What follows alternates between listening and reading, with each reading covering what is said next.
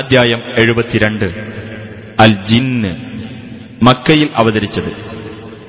ഒരു സംഘം ജിന്നുകൾ മുഹമ്മദ് നബിയുടെ അടുക്കൽ വന്ന് ഖുർആൻ കേട്ട് സത്യം ഗ്രഹിച്ചതാണ് ഈ അധ്യായത്തിലെ പ്രധാന പ്രതിപാദ്യം. ബിസ്മില്ലാഹിർ റഹ്മാനിർ റഹീം.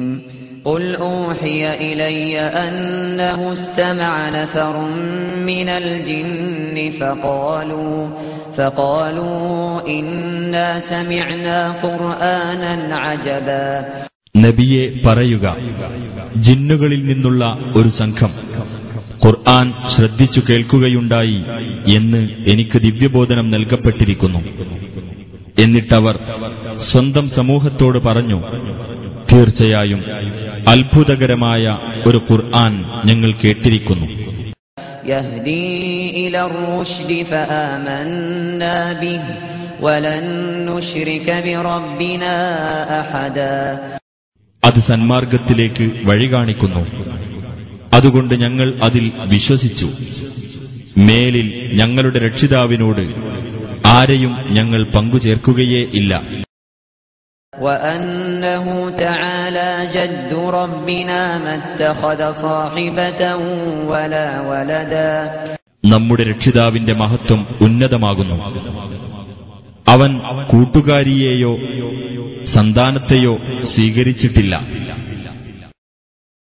وأنه كان يقول سفيهنا على الله شططا. ഞങ്ങളിലുള്ള വിഡ്ഢികൾ അല്ലാഹുവെപ്പറ്റി അതിക്രമപരമായ പരാമർശം നടത്തുമായിരുന്നു. وأنا ظننا أن لن تقول الإنس والجن على الله كذبا. ഞങ്ങൾ വിചാരിച്ചു, മനുഷ്യരും ജിന്നുകളും അല്ലാഹുവിന്റെ പേരിൽ ഒരിക്കലും കള്ളം പറയുകയില്ലെന്ന്. وأنه كان رجال من الإنس يعوذون برجال من الجن فزادوهم رهقا. മനുഷ്യരിൽപ്പെട്ട ചില വ്യക്തികൾ ജിന്നുകളിൽപ്പെട്ട ചില വ്യക്തികളോട് ശരണം തേടാറുണ്ടായിരുന്നു. അങ്ങനെ അത് ജിന്നുകൾക്ക് ഗർവ് വർദ്ധിപ്പിച്ചു. وأنهم ظنوا كما ظننتم أن لن يبعث الله أحدا. നിങ്ങൾ ധരിച്ചതുപോലെ അവരും ധരിച്ചു, അല്ലാഹു ആരെയും ഉയർത്തെഴുന്നേൽപ്പിക്കുകയില്ലെന്ന്. وأنا لمسنا السماء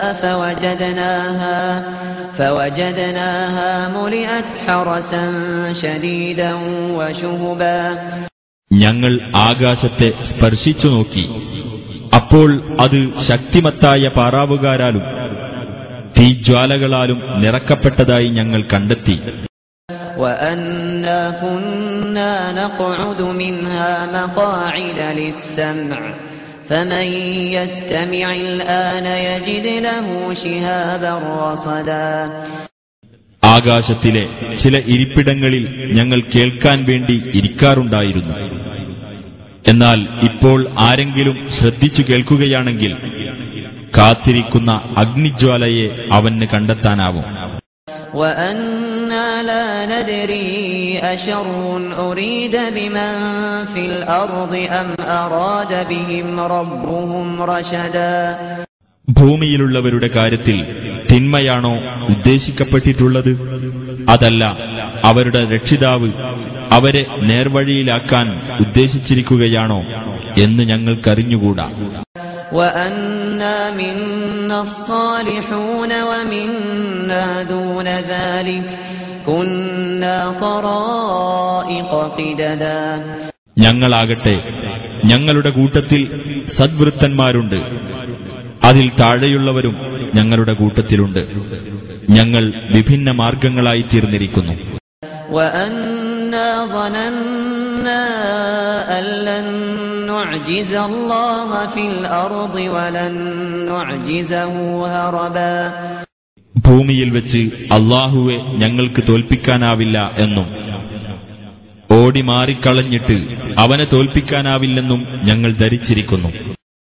وأنا لما فلما سمعنا الهدى آمنا به فمن يؤمن بربه فلا يخاف بخسا ولا رهقا.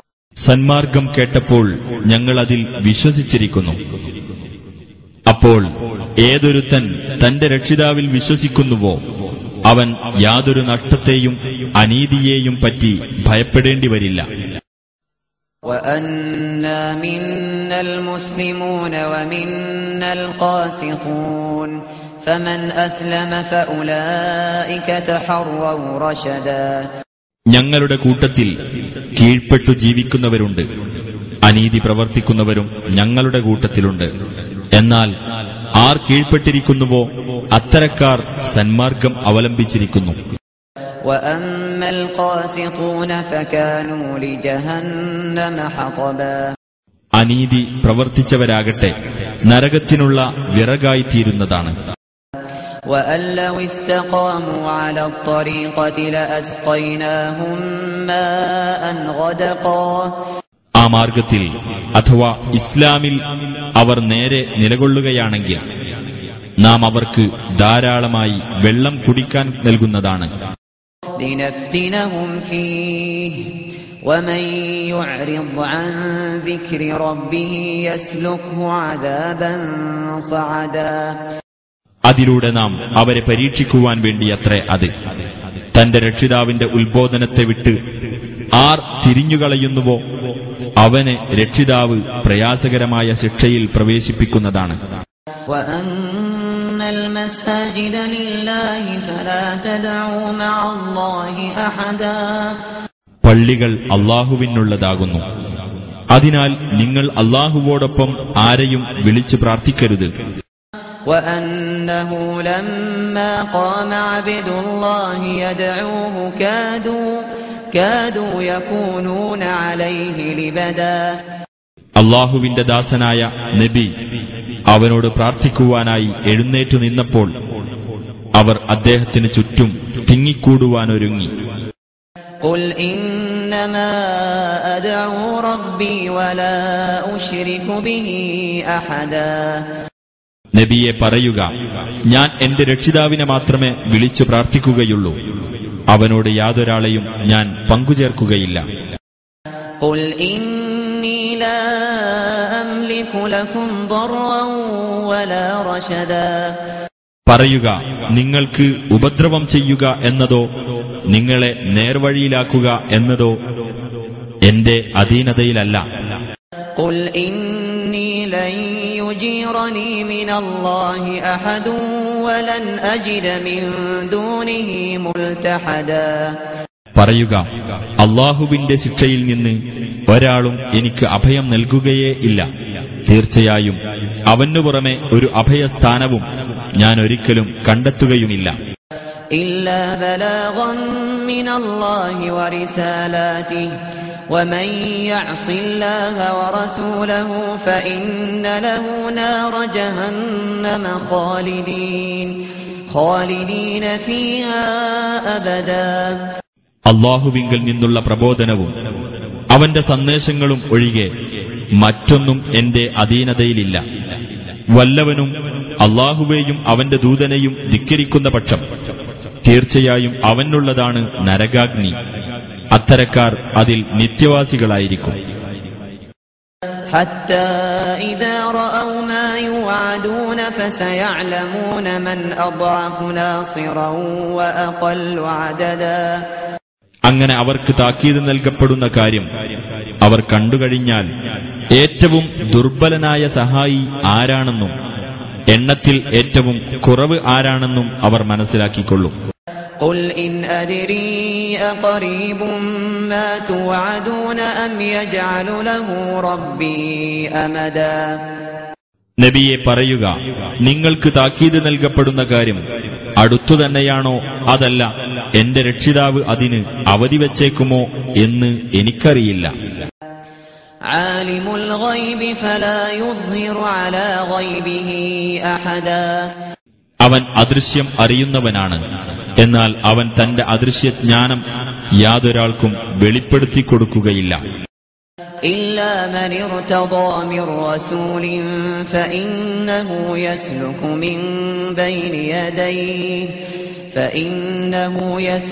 من بين يديه ومن خلفه رصدا. അവൻ തൃപ്തിപ്പെട്ട വല്ല ദൂതനുമല്ലാതെ, എന്നാൽ ആ ദൂതന്റെ മുന്നിലും പിന്നിലും അവൻ കാവൽക്കാരെ ഏർപ്പെടുത്തുക തന്നെ ചെയ്യുന്നതാണ്. ليعلم أن قد أبلغوا رسالات ربهم وأحاط بما لديهم وأحصى كل شيء عددا.